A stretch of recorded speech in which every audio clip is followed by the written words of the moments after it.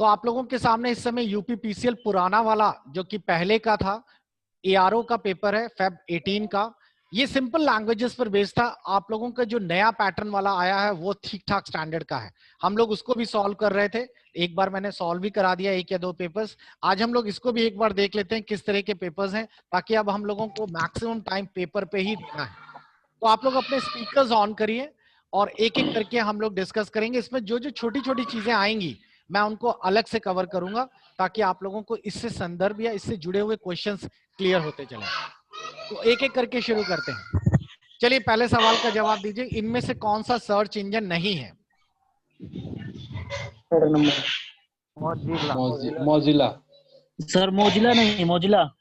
मॉर्जिला क्या है फिर? ब्राउजर। ठीक, ओके। बिंग ब्राउजर सुना है किसी ने? अच्छा एक चीज और आपको बता दूं, बिंग वो है सर, वो सर्च इंजन है। हाँ सर्च इंजन ही है आपके। सर्च इंजन में अगर आप लोग बात करें तो एक बार सर्च इंजन विकिपीडिया में जाकर जरूर देख लीजिएगा। आप लोग सारे सर्च इंजन के एक एक नाम जरूर कवर कर लीजिएगा। ये है सर्च इंजन। जब मैंने आपकी क्लासेस ली थी तो एक बार बताया भी था कि आप लोग एक एक बार सभी सर्च इंजन के नाम जरूर पढ़ लीजिएगा। वेब क्रॉलर, W3 कैटलॉग 1993 में शुरू हुआ, लाइकोस, go.com, इन्फोटेक्स, और जो जो इसमें ग्रीन कलर के हैं ये सारे एक्टिव हैं, और जो जो इनएक्टिव है उसको उसने पिंक कलर में दिखा दिया है। नीचे से बात करें तो यहाँ पर देखिए कई सारे ऐसे सर्च इंजन हैं जो कि आपको स्क्रीन पे दिख रहे हैं। अच्छा कोई बता सकता है कि चाइना में सर्च होने वाला सर्च इंजन कौन सा है? बायडू। बाइजू। यही है सर। वहाँ यैंडेक्स कहाँ का है, कोई बता सकता है? यैंडेक्स रशिया का ये बहुत फेमस सर्च इंजन है। ओके नेक्स्ट क्वेश्चन पे आते हैं। तो इसका सही जवाब आप लोगों को क्लियर हो गया, मॉर्जिला। अगला क्वेश्चन बताइए, which of the following is a not a type of application software? कौन सा इसमें एप्लीकेशन सॉफ्टवेयर नहीं है?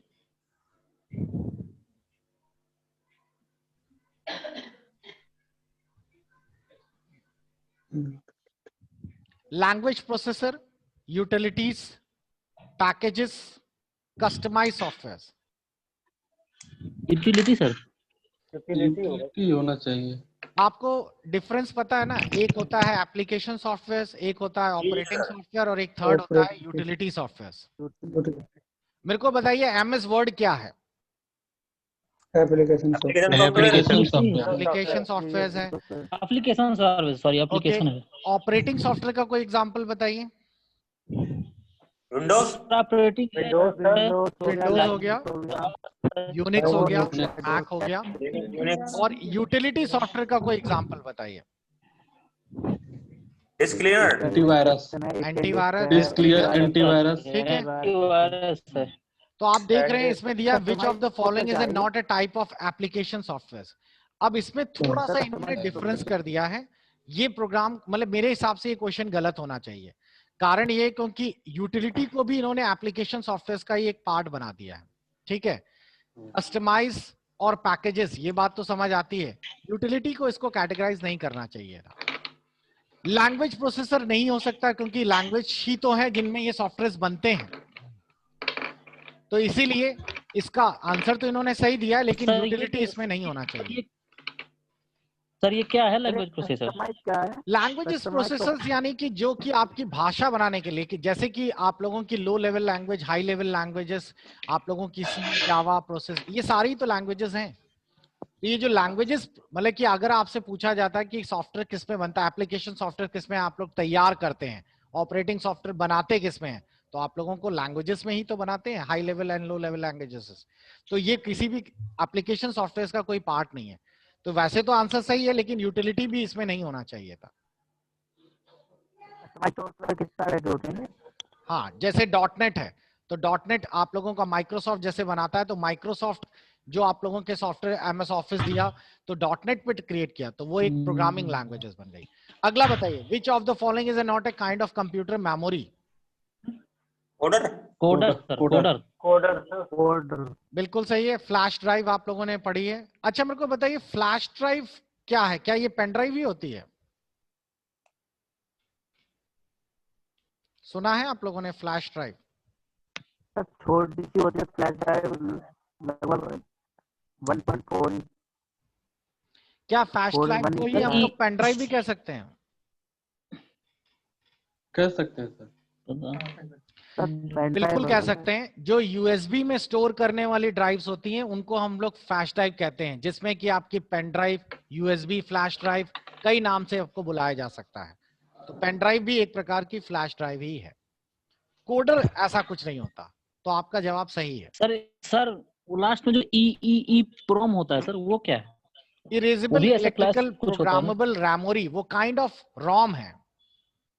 सर उसको किसी अन्य नाम से जाना जाता है, ऐसे कुछ फ्लैश फ्लैश करके कुछ? नहीं, ये रॉम आती है। रॉम में आपके पास ई रॉम है, ईपीपी रॉम्स हैं। रॉम तो एक चिप हो गई ना, ये चिप के फॉर्म में होती हैं। इनको आप लोग रीड ओनली के रूप में यूज कर सकते मेमोरी बोलते हैं क्या सर? हैं। फिर से पूछिए। ई प्रोम करके है सर। हाँ, ई प्रोम करके सर 3 बार जो है ई प्रोम फ्लैश मेमोरी बोलते हैं क्या? Electrically erasable programmable read only memory है। तो वो आप लोगों की बेसिकली कुछ नहीं, एक प्रकार की मेमोरी ही है, रॉम चिप के फॉर्म में ही होती है। और मैं आपको दिखा देता हूं, चिप साइज में ही होती है। देखिए ये रही। इसमें क्या होता है, इसको आप लोग इलेक्ट्रॉनिक सर्किट्स के द्वारा इरेज करके इसके ऊपर डेटा फिर से लिख सकते हैं। ओके, ये क्वेश्चन बच्चों इस तरीके के अब नए वाले पेपर में भी आए हुए हैं कि आपको पूछा गया है कि कौन सा मल्टीमीडिया सॉफ्टवेयर है, कौन सा आप लोगों का डिजाइनिंग सॉफ्टवेयर है। Which of the following is a not a video calling software?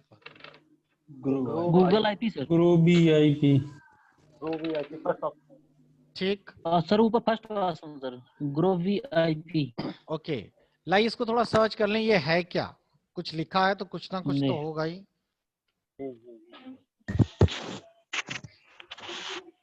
ये सर ईमो भी क्या है?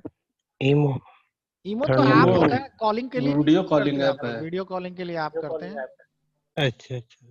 ओके, ये देखिए, ये ग्रूवी आईपी भी एक वीओआईपी कॉल्स के लिए इस्तेमाल होने वाला एक ऐप है। वीओआईपी कॉल्स एक प्रकार की voice over internet protocols call होती हैं, जो कि वॉइस कॉल, या यूं कहिए कि जैसे कि आपका व्हाट्सएप कॉल होती है, ये डेटा के फॉर्म में कॉल जाती है। क्लियर? जैसे इस समय आप और हम जो बात कर रहे हैं, ये ऑडियो कॉल्स नहीं है। आप और मेरी आवाज जो आ रही है वो डिजिटल, एक तरह से नेट के थ्रू प्रोसेस हो रही है। इसमें हमें कोई टैरिफ या रिचार्ज नहीं करना पड़ रहा।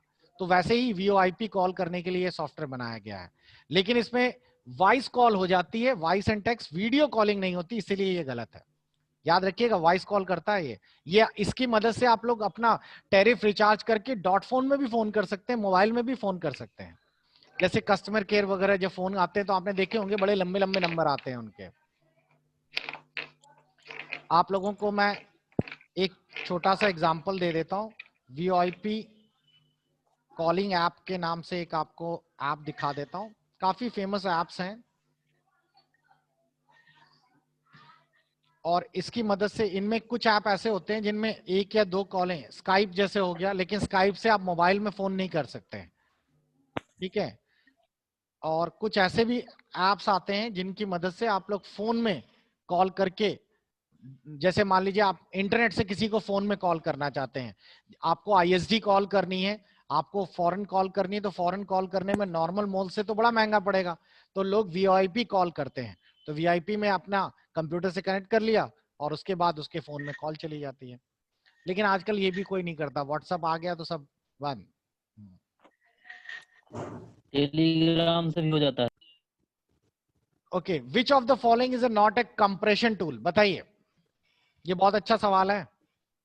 अचीवर। कंप्रेशन टूल याद है आप लोगों को? मैंने पूरा कंप्रेस करके दिखाया था। और अभी जो कल वीडियो भेजा है उसमें भी था ये फ्रेगमेंटेशन। आर्ची4। तो अगर आप लोग देखें, कंप्रेस करने वाला मतलब फाइल के साइज को कम करने वाला, तो आप लोग विनरार और 7-zip, ये बहुत ज्यादा फेमस सॉफ्टवेयर है। इनसे आप फाइलों के साइज को कम कर सकते हैं। pzip भी एक सॉफ्टवेयर है। तो इसमें लिखा है कौन सा नहीं है, आर्चीवर सॉफ्टवेयर नहीं है। आर्चिव एक फोल्डर बनता है जो कंप्रेसर, जब विनजिप या विनरार सॉफ्टवेयर आप यूज करेंगे तो आर्चिव नाम का एक फोल्डर बनाएगा जिसके अंदर कंप्रेस स्टोर है। आगे के क्वेश्चन में बताइए, which of the following is a not an example of operating system? Santosh, आपके यहां से बड़ी नॉइज आ रही है। हाँ, which of the following is a not example of operating system, बताइए। सोलारिस। कौन सा ऑपरेटिंग सिस्टम सोलारिस नहीं होगा है? Sir. Window explorer. Window explorer. अरे हाँ, सही है। Window window window explorer. Explorer. Windows पर नहीं है सर। हाँ, कई लोग विंडो देखकर आगे बढ़ गए होंगे। ठीक, तो एक्सप्लोरर जो है वो तो आप लोगों का नहीं है ना, वो तो आपका ऑपरेटिंग सिस्टम कैटेगरी में कहां से आता है, वो तो एक्सप्लोरर है। ये क्वेश्चन भी अच्छा है, एक्सटेंशन से जुड़ा हुआ है। Which of the these is a .flv file player? इसमें से कौन सा .flv फाइल को रन करा सकता है?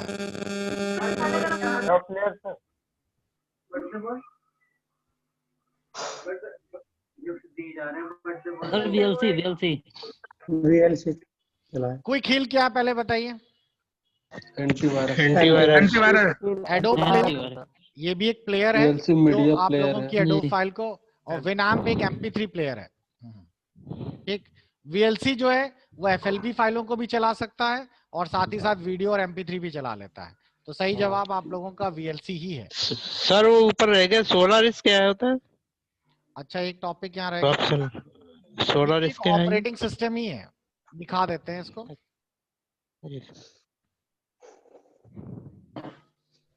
सर इसकी भी लिस्ट मिल जाएगी क्या? हाँ, ऑपरेटिंग सिस्टम्स की बहुत सारी है, आपको मैं दिखा देता हूँ। देखिए, ये एक प्रोप्राइटरी और यूनिक्स ऑपरेटिंग सिस्टम है जिसको सन माइक्रोसॉफ्ट ने तैयार किया था 1993 ने। ओके, तो ये भी एक ऑपरेटिंग सिस्टम ही है और काफी सारे इसके वेंडर हैं जैसे HP, IBM और डेल वगैरह ये सब।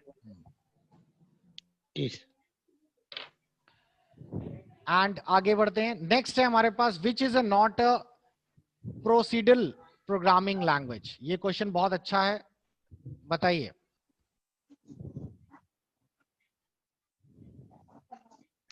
Basic. Basic. Basic C sir. C language है। सी नहीं तो देखो, मतलब आप लोग लैंग्वेज है। तुक्का लगा रहे हो ना। पहले तो ये आदमी या ये पर्टिकुलर क्वेश्चन वही आदमी सही जवाब दे पाएगा जिसको इस वर्ड का मतलब पता है। सर आपने बताया नहीं लग रहा है। सर फोर्ट्रॉन है शायद। प्रोसीडरल का मतलब होता है जो प्रोसेस वाइज काम करे, यानी कि जिसमें हम लोग सिंटेक्स लिखें लंबे लंबे पूरे, और जब सिंटेक्स चलाने की बात आए तो प्रोग्राम ऊपर से नीचे तक सारी लाइनों को पढ़े और उसके हिसाब से एग्जीक्यूट करना शुरू करे सिस्टमैटिक। इस तरह की प्रोग्रामिंग लैंग्वेजेस को हम लोग कहते हैं प्रोसीडरल प्रोग्रामिंग लैंग्वेज। जैसे कि आपकी सी है, सी में आप ऊपर से नीचे तक जब करते हैं कंपाइल होता है ना जी। वही सिंटेक्स आगे बढ़ते हैं। सेम आपकी बेसिक भी होगी, सेम आपकी फोर्ट्रॉन भी होगी, फॉर्मूला ट्रांसफॉर्मेशन। लेकिन जो C++ होती है ये प्रोसीडरल प्रोग्रामिंग लैंग्वेज नहीं होती है, ये होती है ऊप्स। जानते हैं कोई इसके बारे में? नहीं सर। C++ जो है वो ऑब्जेक्ट ओरिएंटेड, सुना होगा ऊप्स के बारे में? नहीं। लाइए आपको बताते हैं।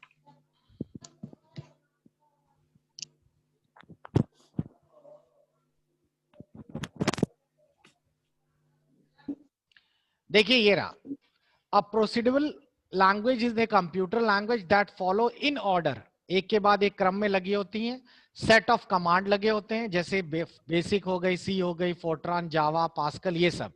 और इन लैंग्वेजेस में आप स्क्रिप्टिंग करते हैं और इनको फिर हम लोग कंपाइल करते हैं, तो ये एक के बाद स्टेप में काम करती है। C++ ऐसा नहीं करती।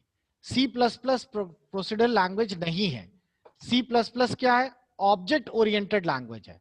ऑब्जेक्ट ओरिएंटेड प्रोग्रामिंग लैंग्वेज क्या होती है? इनमें हम लोग ऑब्जेक्ट्स बनाते हैं। लाइए मैं आपको पहले बता दूं पहले होता क्या ये। देखिए ये है, object oriented programming language is A programming paradigm based on the concept of the object which can contain data and code. अब मान लीजिए कि हम लोगों को एक प्रोग्रामिंग बनानी है। C++ में प्रोग्राम कैसे बनते हैं, उसमें भी इसी तरह वाइड मेन करके लिखते हैं और प्रोग्राम आपका यहाँ पे थोड़ा सा टाइप किया जाता है। उसके बाद अलग से एक जगह डेटा लिखा जाता है। जैसे अभी तो आप लोग क्या करते थे, x=a या यूजर से स्कैन कर लेते थे। उफ्स में ऐसा नहीं होता, उफ्स में डेटा स्कैन अलग से होता है। उसके बाद फंक्शंस अलग होते हैं और उन डेटा पे क्या क्या प्रोग्रामिंग होनी है, क्या क्या कैलकुलेशन होने हैं, उनको अलग रखा जाता है। यानी कुल मिलाकर एक ऑब्जेक्ट बनाया जाता है और उस ऑब्जेक्ट में क्या क्या प्रोसेस होने हैं, क्या क्या फील्ड होनी है, वो चीज उससे मांगी जाती है। अब जब प्रोग्राम रन करता है तो वो डेटा अलग उठाता है, उसकी प्रोसेसिंग अलग करता है, उसका आउटपुट अलग लेता है। तो इस तरीके से जो काम करने वाली लैंग्वेजेस हैं, इनको हम लोग ऑब्जेक्ट ओरिएंटेड कहते हैं। इनमें एक ऑब्जेक्ट बनाया जाता है, उस ऑब्जेक्ट का नेचर और बिहेवियर लिखा जाता है और उसके आधार पर आपका प्रोग्राम एग्जीक्यूट करता है। ये ऊपर से नीचे तक लाइन के आधार पर नहीं, ऊपर से पढ़ते चले गया नीचे तक आता गया, ऐसा नहीं होता उसमें। समझ आया? तो इसमें क्या फायदा होता है, इस पर आप हर डेटा के अंदर उसकी प्रॉपर्टी रख सकते हो, डेटा को एनकैप्सुलेट कर सकते हो। यानी कि डेटा हम चाहते हैं कि कुछ डेटा पब्लिक के लिए हो, कुछ प्राइवेट हो, तो उसको अलग कर दिया आपने। कुछ आप लोगों ने दे दिए फॉर्मूलाज के लिए। इसमें एक सबसे अच्छी चीज होती है कि आप यूजर के अकॉर्डिंगली उसको वेरीफाई करने का भी मौका देते हो। तो ये फायदा होता है आपके ऑब्जेक्ट ओरिएंटेड लैंग्वेजेस में। तो आगे चलकर आप लोग जब लेते हो या प्रोग्राम्स बनाते हो तो आपके एडवांस लैंग्वेजेस में C++ हूक्स की तरह काम करती है, बाकी सब स्टेप बाय स्टेप के। अब डिफरेंस समझ आया सभी को? जी सर। बताइए इनमें से कौन सी वैलिड ऑडियो फाइल नहीं है? MP3, MP4, wave, FLV FLV, FLV FLV, है। P4 है सर। अच्छा, ऊप्स में अभी आपने थोड़ा सा पढ़ के खत्म कर लिया, ये भी लाइन याद, ये पढ़ लीजिए एक बार जल्दी जल्दी। ये सारी ऊप्स बेस्ड होती हैं, जावा, C++, C#, Python, PHP। Python में भी तो हम लोग ऑब्जेक्ट पास करते हैं इधर से उधर, visual basic, visual script, ruby, perl, object pascal, ये सब क्लियर? हाँ, तो इसका जवाब क्या होगा? FLV MP4 FLV होगा sir. Which is not a valid, not a valid है ना, FLV नहीं है। ठीक है जी सर। FLV फ्लैश वीडियो का होता है क्या? नहीं नहीं नहीं, रुको मैं एक बार चेक कर लूं, फ्लैश का ही होता है शायद से। P4 क्यों नहीं है sir? FLV extension flash video का होता है। हाँ, FLV फ्लैश का होता है। जी। MP4 तो MP4 में तो, अच्छा MP4 में ऑडियो और वीडियो दोनों हो सकती हैं। दोनों हो जाते हैं सर, हाँ, दोनों होते हैं। दोनों आप, ऐसा नहीं है कि MP4 में से वीडियो ही रखें, आप ऑडियो को भी रख सकते हैं। और फ्लैश में आपको फ्लैश सॉफ्टवेयर में बनाना होता है, एनिमेशन, साउंड ट्रैक अलग से डालना होता है। Which of these is not a valid floating signal? बताइए, सी का क्वेश्चन का आंसर आ गया। कौन सा वैलिड फ्लोटिंग कांस्टेंट नहीं है? 0.13 ऑप्शन नंबर 1। ये तो जोर शोर से सब लोग बता पा रहे हैं। अब तो सबको समझ आ गया कि इंटीजर फ्लोट दिखा दिए सर आप। अच्छा, मैं दिखा भी दिया था क्या? यार चिटिंग है, ये दिखा सब दिए नहीं थे माना आप। जाएगा। तो इतना तो आना चाहिए तुम लोगों को। पता था। अच्छा बताओ, ये क्वेश्चन आप लोगों ने देखा होगा, नए वाले फॉर्मेट में भी आने लगे हैं। Which of these is not an antivirus? Sir इसमें शायद हैंगआउट नहीं होगा सर। हैंगआउट नहीं होगा सर। अविया भी है, कुछ भी है, काइस्पार भी है। एंटीवायरस इसमें अविया है, अवीरा है, कोई कील है, हैंगआउट नहीं है। जी सर। हैंगआउट क्या होता है? सर हैंगआउट चैट सॉफ्टवेयर है, फोन में मैसेजिंग भी ऐप होता है। होती है। हाँ, मैसेजिंग मैसेजिंग वगैरह के लिए यूज होता है हैंगआउट। ठीक है, तो ये एंटीवायरस का काम नहीं करता। चलिए, ये क्वेश्चन आप लोगों का पहले मैंने एक वीडियो आपको भेजा था जिसमें आपको याद हो, मैंने आपको ऑप्टिकल फाइबर्स और उनके बारे में बताया था। Which of these cable is the slowest? सबसे कम डेटा ट्रांसफर किसमें होगा? सारी के बाद ट्विस्टेड में होगा सर, ट्विस्टेड पेयर के बाद। Twisted pair. ट्विस्टेड पेयर देखिए, जी सर, एकदम मोड़ा हुआ जो रहता है। हाँ, जो दो पेयर होती हैं। अरे टेलीफोन वाली लाइन पहले आपने देखी हो, पहले जी आती जी थी। जी जी सर। हाँ, अब तो वो और भी बेकार देने लगे हैं। हिंदी में तो बहुत खतरनाक नाम है सर इसका, वेट ये करूंगा। देखिए ऐसे होती है ट्विस्टेड पेयर वाली, जिसमें जी सर। अंदर ऐसे लिपटे होते हैं, दो पेयर्स बने होते हैं। जी सर। तो सोचिए इसमें सबसे स्लोएस्ट है और सबसे फास्टेस्ट किसमें होगा? Optical fibre. Optical fibre. Optical देखिए, फाइबर। अगला सवाल वही है। Optical fibre. ठीक, अगला बताइए, which of these network is usually the slowest? सबसे स्लोएस्ट नेटवर्क कौन सा है इसमें? Van van sir van van van होगा सर। स्लोएस्ट वही होगा जो सबसे ज्यादा विस्तृत होगा, जी, जो सबसे बड़ा होगा, बड़ा होगा, वाइड एरिया बिकॉज नेटवर्क। जितना डेटा फैलेगा उतना ही डेटा टाइम लगेगा, रेजिस्टेंस वैल्यू बढ़ जाएगी, तो वैन है सबसे बड़ा। इन्होंने सीधा सीधा नहीं पूछ के इस तरह घुमा के पूछ लिया है। शॉर्टकट की बताएंगे आप लोग, सबसे डिक्रीज सर लाइन है ना सर, सर इसमें हेलो, हाँ हाँ बताइए। Control shift left. सर इसमें सबसे तेज लाइन होगा ना? सर सी हाँ, सी सबसे छोटा जो होगा वो जी सबसे होगा, तेज है। Control shift left. Sir number 3, option number 3। अगर आपको फॉन्ट का साइज की शॉर्टकट की करनी है तो आपको कंट्रोल शिफ्ट लेस देन दबाना होगा, सही है। जी सर। अगला, GIF image supports, format supports, बताइए GIF जो फोटो होती है, 256 सर, 256 इसका मतलब समझते हैं ये है क्या? GIF sir image animation file होती है सर। तो दिया ही है। एनिमेशन फाइल्स होती है। जी आजकल आप लोगों ने देखा होगा जी। बहुत सारी जगह पे, जैसे कि आजकल आप लोग देखते हो कि दिवाली में दिए भेज देते हैं लोग, हिलते डुलते दिए जा रहे जलता हैं। हुआ। हाँ बस, तो वो GIF नीचे फाइल अपना नाम होती है। लिखना है जी। और आप लोग इसको नीचे बना अपना भी नाम सकते हैं। देखिए मैं आपको दिखा देता हूँ। आप लोगों के पास अगर कोई फोटो है और आप अपनी ही फोटो GIF के रूप में देखना चाहते हैं, तो आजकल ऑनलाइन बड़े आराम से बन जाती है GIF ऑनलाइन फ्री। आपको कई सारी वेबसाइट मिल जाएंगी जिसमें आप अपने छोटे मोटे लोगो लगाकर खुद ही GIF क्रिएट कर लेंगे। इसमें आप अपनी फोटो डाल दीजिए, यहाँ एनिमेटेड योर लोगोस पे कर जाएंगे, यहाँ बने बनाए भी मिल जाएंगे और अपना लिखकर भी आप तैयार कर सकते हैं। इसमें बने बनाए अपना लोगो में आप अपना फोटो वोटो डाल दीजिए और साथ ही साथ उसको नेक्स्ट नेक्स्ट नेक्स्ट कर दीजिए, बस ये तुरंत तैयार कर देगा, एक GIF फाइल बना देगा, उसको लोगों को शेयर करिए। दिवाली में जैसे आप अपनी ही फोटो लगा दिए, हर बार आप मुस्कुरा रहे हैं, देखिए इस तरीके के बहुत सारी हैं। तो हमने एक GIF फाइल ले ली, इसमें एडिट करने के पूरे ऑप्शन देगा वो, आप अपना नाम लिख दीजिए। तो इस बार दिवाली, ये देखिए ये ऐसे उड़ते उड़ते आ रहा है, जा रहा है, या वॉरियर ऑफ दिस की जगह आपने कर दिया, आपने क्या लिख दिया विशिंग। तो यहाँ विशिंग लिखेंगे, यहाँ चेंज हो जाएगा। उसके बाद यहाँ पर आपने अपना नाम डाल दिया या हैप्पी दिवाली डाल दिया, बस अब आप लोग देखेंगे यहाँ विशिंग चेंज हो गया और यहाँ हैप्पी दिवाली कर देंगे, हैप्पी दिवाली, यहाँ फोटो बदल दीजिए, भेज दीजिए इसको। क्लियर? तो ये एनिमेटेड फाइल्स बन जाती हैं, फोटोशॉप में भी बन जाती हैं, ऐसा कुछ नहीं है। ओके, नेक्स्ट इजी सा क्वेश्चन है, .bmp well known image format stand for bitmap. Number first, option number first. Okay, BMP bitmap file या बिटमैप इमेज। डिफ्रेगमेंटेशन इस बार जरूर आएगा, मैंने हर बार देखा है कहीं ना कहीं ये यूटिलिटी और डिफ्रेगमेंटेशन के लिए में आता है। यूटिलिटी। आप लोग घर पे डिफ्रेगमेंट करते हैं अपने PC में? यूटिलिटी। मैं आपको, नहीं सर। अरे तो किया करिए, पढ़ने का क्या मतलब है जब प्रैक्टिकली नहीं हो रहा। आप लोगों को मैं बता रहा हूँ, डिफ्रेगमेंटेशन एक टूल डाउनलोड कर लीजिए, मैं आपको दिखा रहा हूँ कैसे होगा डिफ्रेगमेंटेशन टूल। ये नेट पे आपको मिल जाएगा और आपको डाउनलोड करना है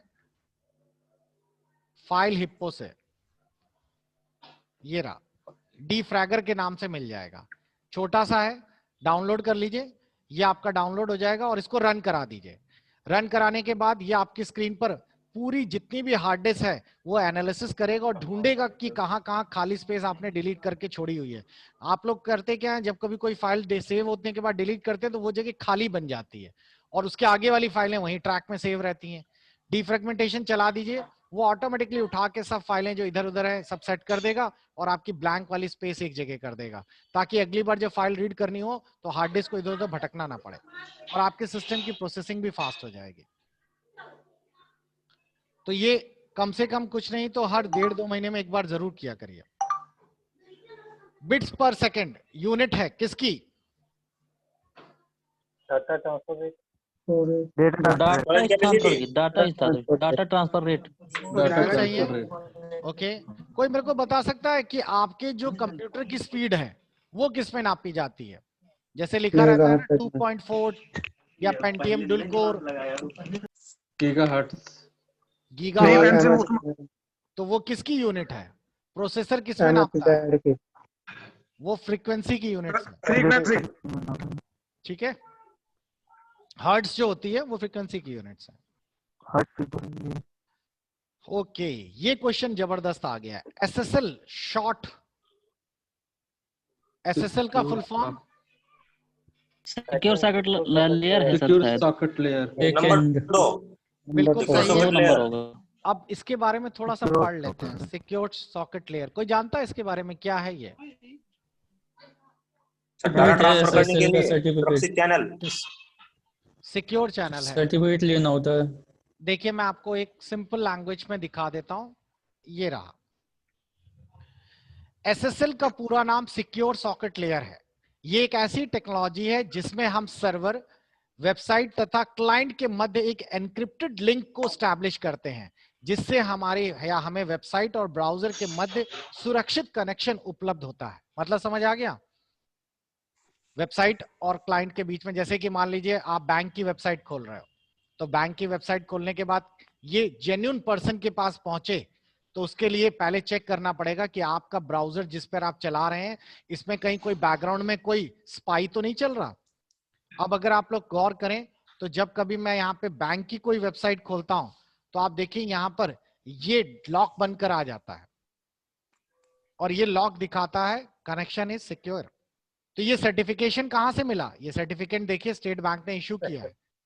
तो ये कहां से उसे पता चला? ये इंक्रिप्शन फॉर्म में लगाया गया है। एसएसएल उन्होंने लिया होगा, एसएसएल प्रोटोकॉल परचेज किया होगा और इससे उनको एक पब्लिक की और एक प्राइवेट एनक्रिप्टेड की मिल गई है, ताकि अगर कोई आदमी या कोई पर्टिकुलर आदमी गलत वेबसाइट या गलत ब्राउजर पे आपको खोलने की कोशिश करे तो खुलेगी ही नहीं साइट।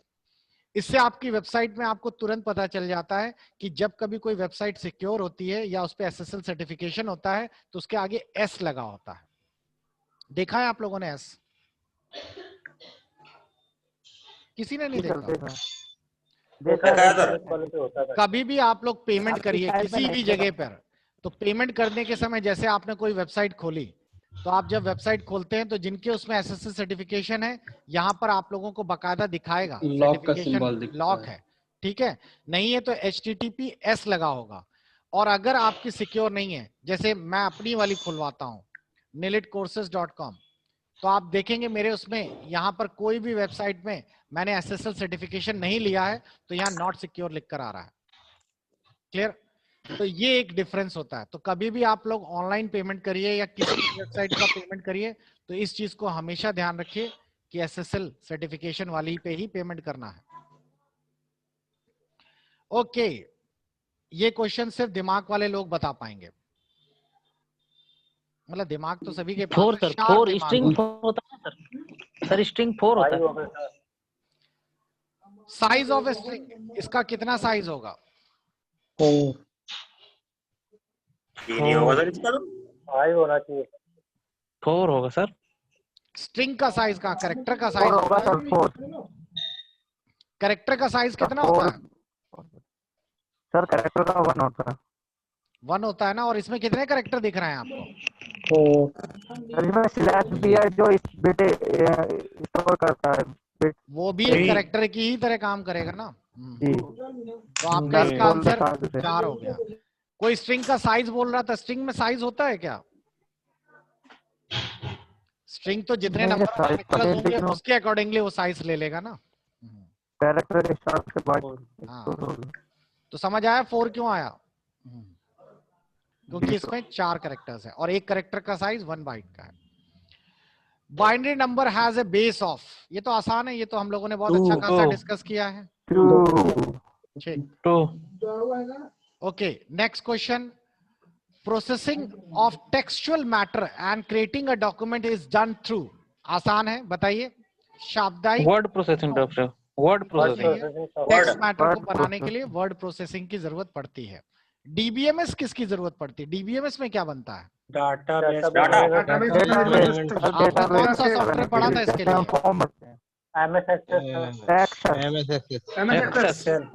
आईएमपीएस का फुल फॉर्म क्या है? Instant money transfer, sir immediate payment, sir immediate payment service, sir immediate payment service.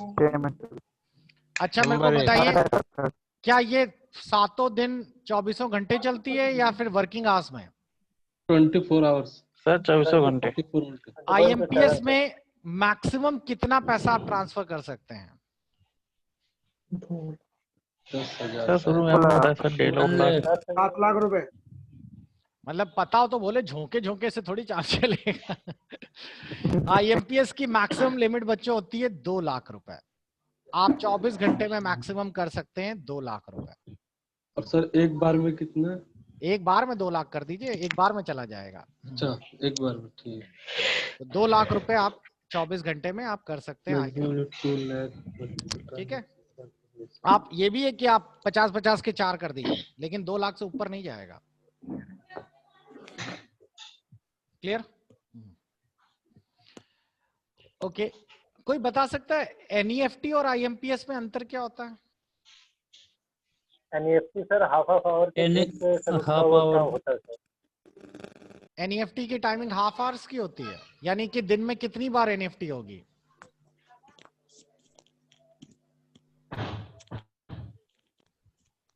तो जैसे 7 बजे हुई फिर 7:30 बजे होता है उसका साइकिल सर। बिल्कुल सही 8 बजे है। होगा। नंबर ऑफ एनईएफटीज जो होती हैं पर डे, वो आप लोगों को दिखा रहा है 48, बिल्कुल वही है, आधे आधे घंटे के हिसाब से। तो रात में 12:30 बजे से चालू होती है और उसके बाद कमर्स करना शुरू करती है। ठीक है, इस तरह आप लोगों को 48 टाइम पर होती है, 48 टाइम्स दिन में एनईएफटी। मतलब ऐसा नहीं है कि आपने 12 बजे, मान लीजिए किसी ने 10:05 पे पहुंचाया, किसी को पैसा दिया और फिर फोन करके पूछने लगा आया आया अभी आया। बोले यार भेज तो 10 बजे ही दिया था, तो वो स्किप हो गया, अब वो 10:30 बजे मिलेगा उसको। क्लियर? जबकि आईएमपीएस में ऐसा नहीं होता। आईएमपीएस गूगल पे की तरह और वो तुरंत instantly. Okay, operating system and a language process are together called? Software system है, सॉफ्टवेयर होगा सर। System software. सोचिए, बताइए। आपके सिस्टम सवालों का सॉफ्टवेयर। जवाब मतलब सवाल जैसा होता है, सिस्टम सॉफ्टवेयर है। तो आपको जवाब देना, सवाल नहीं पूछना है। ओके, ऑपरेटिंग सिस्टम सिस्टम और सॉफ्टवेयर। लैंग्वेजेस को अगर हम लोग टुगेदर बना दें तो सिस्टम सॉफ्टवेयर है, नो डाउट, इसमें से कोई डाउट नहीं होना चाहिए। हाँ जी। अगला, नेटवर्क इंटरफेस यूनिट क्या कहलाती है? Gateway. Terminal access point sir. Okay, इनके बारे में समझ लीजिए। मैंने आपको गेटवे बताया था, गेटवे क्या होता है? अलग अलग प्रोटोकॉल को जोड़ता है जो। वो बिल्डिंग के बीच में नेटवर्क होता है। बिल्कुल डिफरेंट टाइप दो के नेटवर्क के बीच हैं, से जोड़ने वाले। वो गेटवे हो गया। बैकबोन क्या है? बैकबोन याद है आप लोगों को? लैन नेटवर्किंग में जब पढ़ाया था तो एक आया था बस नेटवर्किंग, जिसमें कि आपके पास इस तरीके से डेटा था और ये वाली जो लाइन थी जिससे कि सारे कंप्यूटर्स आपस में कनेक्टेड थे, इसी को हम लोग कहते हैं बैकबोन। बैकबोन। ठीक है। टर्मिनल एक्सेस पॉइंट क्या है? ये वो डिवाइसेस होते हैं जो आप लोगों के नेटवर्किंग के लिए ही यूज किए जाते हैं, लेकिन लाइए इनके बारे में भी बता दें। एक सेकंड, इसको हम लोग टैब भी कहते हैं, ये याद रखिएगा, terminal access point tab. is the most common hardware device used for a network traffic capture purpose. It fact implies using the spam port can affect throughout the networks and efficient for the amount of the network package. तो ये भी एक प्रकार के terminal devices ही के लिए use किया जा रहा है, लेकिन जब कभी आपका नेटवर्क ट्रैफिक काफी ज्यादा रहता है और साथ ही साथ आप लोगों को डेटा में स्पैन पोर्ट होते हैं, स्पैन मतलब एक प्रकार के ऐसे पोर्ट जो डेटा लूज करते रहते हैं, तो उस केस में इनका काम यूज किया जाता है। तो जब नेटवर्क में इंटरफेसिंग होगी, जब नेटवर्क में आपस में सामंजस्य बनाया जाएगा, तो टर्मिनल एक्सेस पॉइंट की जरूरत पड़ेगी। नेक्स्ट टॉपिक, ये इजी है, आपको आना चाहिए। Dash convert high level language into A machine language, line by line. Interpreter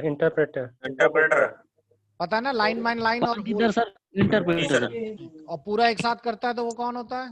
compiler sir. Okay, अगला, डीएसएन सर्वर सॉफ्टवेयर में भेदिकता का शोषण है, जो कि हैकर को किसी साइट के डोमेन नेम को हासिल करने और उस वेबसाइट के ट्रैफिक को दूसरी वेबसाइट में अनुपेक्षित करने का अनुमति प्रदान करता है। इसका मतलब है अगर हैकर जो है, कभी कभार होता है, मान लीजिए कि मेरे को अपनी वेबसाइट की, या फिर कभी कभार हैकर्स ना कॉन्ट्रैक्ट ले लेते हैं कि हम आपकी वेबसाइट को हिट बना देंगे। हिट बनाने का मतलब है कि हम आपकी वेबसाइट में ट्रैफिक ले आएंगे, ज्यादा से ज्यादा लोग विजिट करेंगे। या कभी कभार ऐसा भी करते हैं, जानबूझ के हैकर्स किसी एक वेबसाइट पे इतना ज्यादा ट्रैफिक ले जाते हैं कि उसका सर्वर ही बंद हो जाता है। हाँ जी, ये इस चीज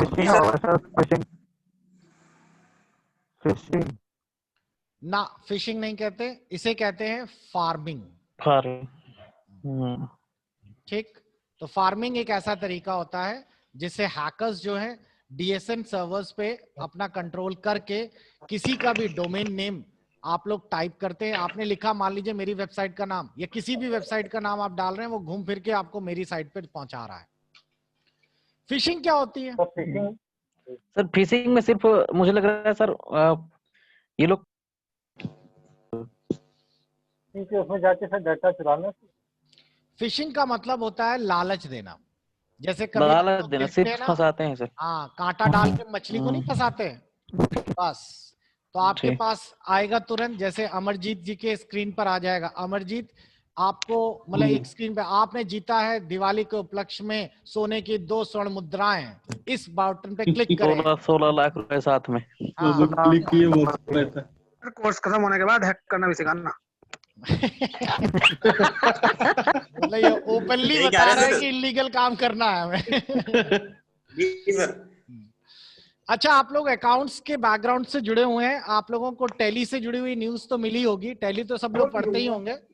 मैंने टैली का एक छोटा सा न्यूज भी डाली थी आप लोगों के बारे में। हाँ जी, हाँ जी।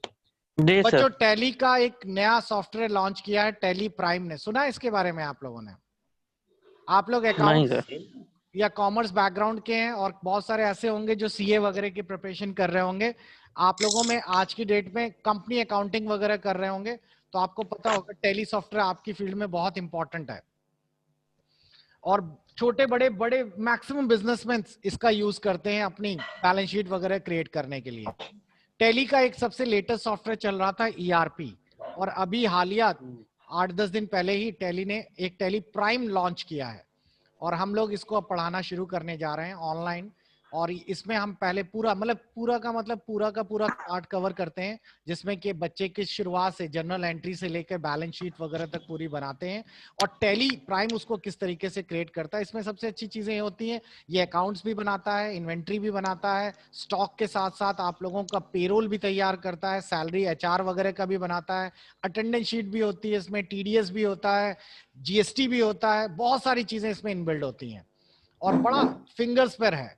तो अगर आपने, मेरा ये मानना है कि अगर आप कॉमर्स बैकग्राउंड के लिए, तो इस चीज को जरूर ध्यान रखिए, इसको जरूर देख लीजिए, ये आपके प्रोफेशन का पार्ट है।